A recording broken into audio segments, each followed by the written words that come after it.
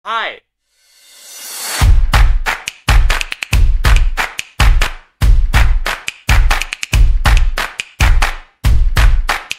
bertemu lagi denganku. Jadi kali ini aku akan membahas mengenai format script. Jadi perlu kalian ketahui terlebih dahulu, format script pada dasarnya berbeda-beda. Tergantung siapa yang menulisnya, tergantung seperti apa menulisnya, dan tergantung apa ya, script seperti apa yang dibutuhkan. Jadi kali ini aku akan men-share kepada kalian sebenarnya script pada umumnya itu seperti apa sih, dan kayak gimana sih bentuk script, dan gimana sih penggunaannya. Jadi kali ini aku akan membahas mengenai format script tersebut. Jadi script yang akan aku jelaskan kepada kalian, atau format script yang aku akan jelaskan kepada kalian ini adalah script yang aku gunakan di short movie aku, yaitu judulnya Belenggu Waktu yang kemarin tuh. Nah, jadi aku sekarang ini udah screen recording di laptop, jadi langsung aja kita jelasin perbagian-bagiannya.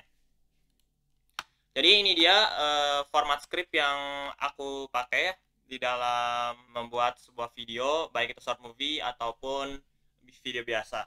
Jadi sebenarnya tergantung kegunaan kalian. Kalau kalian menggunakan short movie, kurang lebih seperti ini format scriptnya, tapi kalau yang lainnya itu berbeda-beda lagi. Oke, jadi aku akan memberitahu kepada kalian, ini dia. Aku menggunakan sebuah aplikasi untuk membuat khusus membuat script kayak gitu. Jadi ini aku menggunakan namanya Celtext. Jadi Celtext ini adalah suatu aplikasi untuk membuat script, enaknya adalah gratis. Tapi walaupun gratis, fitur-fitur yang diberikan pun cukup cukuplah untuk dalam membuat script si simple seperti ini. Perlu kalian tahu juga, sebenarnya masih banyak lagi aplikasi yang digunakan dalam membuat script gitu. Masih banyak lagi, ada yang berbayar, bahkan ada yang lebih profesional dari ini. Tapi menurutku untuk kalian yang memang masih mau belajar dan memang ingin bikin script, menurutku mending pakai Celtext aja, karena ya ini udah cukup banget lah untuk proses pembuatan skrip kalian gitu. Tapi untuk kalian yang emang nggak bisa download Celtext, tenang aja, karena biasanya juga ada orang yang membuat skrip ini dalam bentuk Word, itu bisa aja, tergantung kalian nyeting-nyetingnya aja. Tapi enaknya pakai aplikasi seperti ini tuh ya, jadi lebih terstruktur gitu, lebih terbentuk lah gitu formatnya gitu. Jadi kita jelaskan dulu nih di awalnya. Jadi di awal di sini ada namanya ini. Di sini aku udah pasang judul ya, pastinya di awal. Di sininya ada oleh siapa ya penulis skripnya. Lalu ini di bagian pertama kita ada yang di sini namanya, di sini kita bisa lihat nih, namanya adalah scene heading. Ya pokoknya kepala lah, kepala scene maksudnya. Aku takut salah baca ya, scene heading. Jadi ini fungsinya itu biasanya untuk menandai persinnya gitu. Jadi kan setiap scene itu biasanya ada kayak ruangannya berbeda, harinya berbeda, latar waktunya seperti apa. Jadi formatnya itu seperti itu. Biasanya ditulis diawali dengan angka 1 dan seterusnya. Jadi ini menandakan scene berapa. Lalu dilanjuti dengan ada di sini interior. Oh, maaf. Di sini ada INT dan EXT gitu. Bagi kalian yang nggak tahu, jadi INT itu adalah interior dan EXT itu adalah eksterior. Jadi ini tergantung dengan bagaimana kondisi kalian syuting gitu.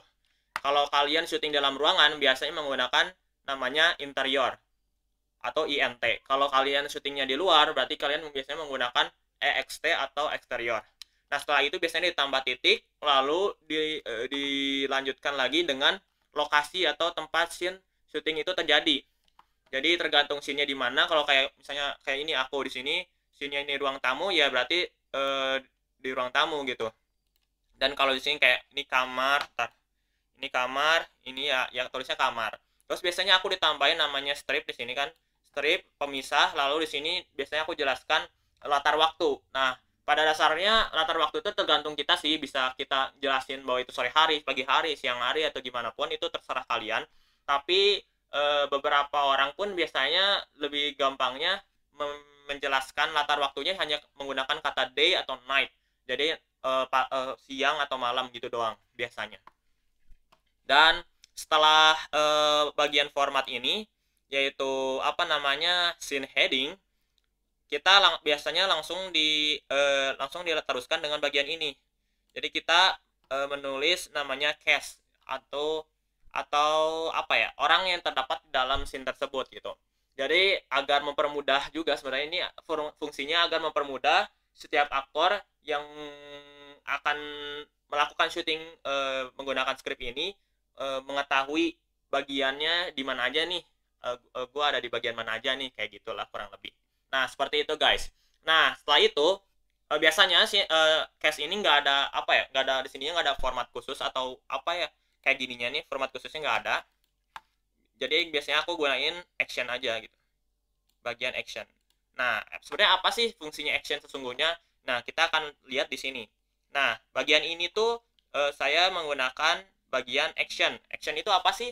Jadi action itu adalah bagian di mana suatu dialog atau skrip menggambarkan apa yang harus dilakukan oleh si karakter atau si aktor gitu. Jadi biasanya di sini digunakan untuk menjelaskan kondisi aktor di dalam sebuah frame. Seperti ini. Contohnya aku di sini ya. Scene 1 gitu, interior, ruang tamu ya. Ruang tamu, terus pagi hari. Di sini ada Rizky duduk di kursi menghadap ke arah laptop di atas meja, lalu ia play video berita yang ada di laptopnya. Nah, itu adalah fungsi dari action, jadi menggambarkan situasi dari sebuah frame tersebut, seperti apa yang dilakukan oleh si karakter tersebut, apa yang terjadi di dalam frame tersebut, ataupun apa aja sih elemen yang penting yang harus ada di dalam frame tersebut, kayak gitu. Lalu selanjutnya ada yang namanya karakter. Jadi apa sih karakter itu? Sesuai namanya, jadi karakter adalah orang yang melakukan adegan tersebut atau nama orang tersebut ya. Jadi ini seperti ini. Seperti ini bagian ini adalah karakter ibu. Jadi karakter itu biasanya adalah nama atau ya nama sih lebih jelasnya, nama si karakter yang akan melakukan dialog. Nah, ini akan berhubungan dengan bagian selanjutnya itu dialog. Jadi dialog ini akan seperti ini. Jadi akan selalu seperti ini. Karena pada biasanya kan kalau kita lihat format dari sebuah dialog yang bisa kita buat biasanya kalau di sekolah gitu, kayak dialog percakapan, itu pasti formatnya ibu, titik 2, petik, lalu kata-katanya. Tapi kalau dalam sebuah format script film, biasanya ini adalah ibu di bagian atas, di tengah ini, di bagian tengah, jadi ratanya rata tengah ya biasanya. Lalu dilanjutkan dengan dialognya kayak, "Dek, ayo sarapan. Sarapannya udah siap nih. Nanti terlambat sekolah loh," kayak gitu. Nah, kalau kalian nanya, apa sih ini, kenapa di samping ibu ini ada OS? Nah, ini juga salah satu elemen penting atau apa dasar dalam sebuah skrip. Ada dua sebenarnya. Ada OS dan ada VO ya. Kalau aku juga ada di sini, ini akan aku tunjukkan. VO. Nih, ini kayak Rizky, ini VO gitu, kayak gitu. Itu apa sih kalau kalian nanya gitu. Jadi itu teh apa sih gitu. Nanti aku akan jelaskan. Jadi ada dua kan ya, OS dan VO. Jadi biasanya OS dan VO ini ditulis di samping karakter, tapi tergantung kebutuhan karena OS ini bermaksudkan adalah off screen. Ya, off screen. Jadi pada dasarnya suara tersebut ada, namun orang tersebut tidak ada di frame tersebut. Seperti ini, ibu OS. Maksudnya, jadi suara ibunya itu akan ada gitu di dalam video tersebut, tapi si ibunya tidak ada di dalam frame tersebut ya. Secara tidak langsung maksudnya tidak menunjukkan si karakter ibu gitu. Jadi cuman suaranya doang. Dan kalau VO itu adalah voice over, di mana gampangnya adalah kalau kayak kita ngomong di dalam hati gitu, kayak si kata-kata itu diucapkan oleh seorang karakter yang ada dalam frame tersebut, tapi orang di dalam frame tersebut tidak berbicara apapun gitu. Jadi ya mudahnya ya ngomong di dalam hati lah gitu. Lalu setelah itu aku akan membahas mengenai, ya udah kan karakter dialog udah. Ada namanya ini nih, prendetical. Jadi prendetical biasanya aku gunain di sini. Biasanya aku digunain di sini. Ini biasanya aku digunain di sini. Sebenarnya aku jujur aja belum terlalu paham dengan fungsi ini, tapi biasanya aku fungsi ini digunakan untuk ini karena aku pun ngeliat di beberapa skrip orang seperti itu gitu. Jadi parenthetical ini digunakan adalah untuk menjelaskan suatu gerakan karakter yang dilakukan saat membaca apa namanya? Saat melakukan adegan sesuai skrip gitu. Ngerti nggak? Jadi kayak gini nih. Rizky, di sini Rizky, lalu di sini ada sambil merapikan baju. Jadi nanti si Rizky ini mengucapkan kata-kata iya bu, bentar, itu sambil dia meragakan bahwa dia sedang merapikan baju gitu. Ya kayak gitulah kurang lebih. Lalu setelah itu ada yang namanya transition. Ini bagian terakhir sebenarnya yang di dalam sebuah skrip. Apa itu transition? Seperti namanya yang sering kita temui. Transition ini adalah bagian yang apa ya? Ya transisi pada fungsi transisi pada umumnya dari setiap scene gitu. Jadi biasanya di setiap scene akan dimunculkan akan menggunakan transition seperti ini. Tapi kata-katanya atau nama transisinya itu tergantung kalian yang nulis cerita lah gitu. Tergantung kalian yang nulis di apa namanya skripnya. Karena nggak semua kayak saya ya, sebenarnya saya nggak hafal nama-nama transition dalam sebuah video kayak terang ke gelap, gelap ke terang itu namanya apa dalam editing aku selalu lupa gitu. Jadi aku ya gunain aja yang sesuai yang kamu bisa gitu, yang sesuai kamu ingat seperti ini. Kayak aku terang ke gelap, rewind to biasanya rewind tuh karena di sini ada adegan rewind gitu kan. Terus ada kayak ini cut to, ini yang basic sih, cut to kayak cuman maksudnya cut to itu ya nge-cut doang gitu, nggak dikasih transisi apa-apa kayak gitu. Jadi itu dia format script yang sebenarnya simple banget, atau format script yang sifatnya simple gitu dari aku.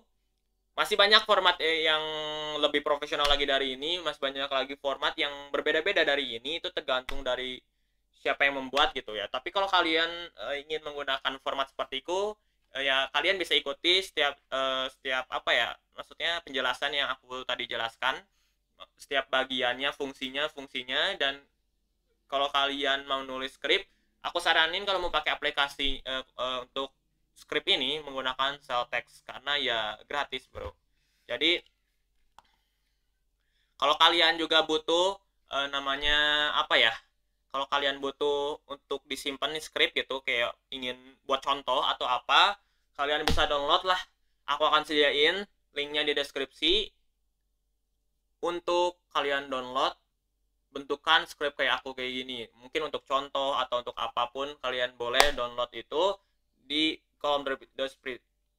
kolom deskripsi akan aku tempel link Google Drive-nya biar kalian bisa download. Ya, begitu aja video dariku. Jangan lupa like, comment, dan subscribe. See you next video and bye-bye.